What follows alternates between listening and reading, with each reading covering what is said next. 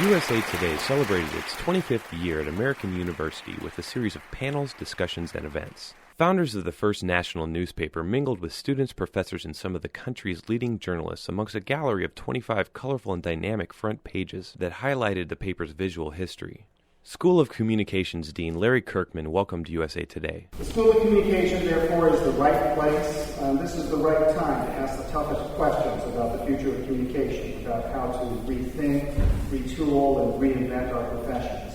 History runs deep between USA Today and American University. Many former reporters and editors have come to teach at AU, mentoring many more students that have in turn gone on to careers at the paper. When USA Today began, many skeptics predicted failure. They ridiculed the colorful paper full of short stories. Some called it McPaper. It lost millions of dollars in the first few years, but today it has the highest circulation of any paper in the country and one of the very few that actually has a growing circulation. Founder Al Neuharth said he never doubted the paper, even in its darkest hour. It took a little longer for managing editor Richard Curtis, but he was convinced when he picked up a USA Today in the small mountain town of Georgetown, Colorado. If we can produce a newspaper in Washington, D.C. and get it delivered by 8:30 in the morning to Georgetown, Colorado, there's nothing standing in our way of being a success. School of Communications lecturer Richard Benedetto wrote the lead story for the paper's first issue and then covered politics in the White House for USA Today for the next 25 years. Early in USA Today's years,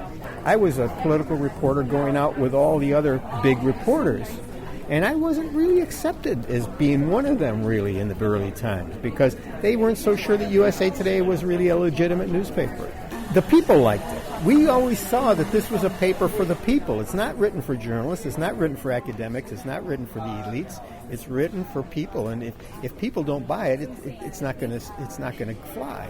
If 2.3 million people are buying it every day, even now in the internet age, there must be something to it. Journalism is again being reshaped by technology. USA Today editors say they have embraced technology, especially the internet. And while they are unsure of what the publication will look like in the future, they agreed the publication still has a long life ahead. Kinsey Wilson is the paper's executive editor. If you have a good story, you're going to be golden, and don't worry about how it's going to be distributed. Lagan Siebert, American Observer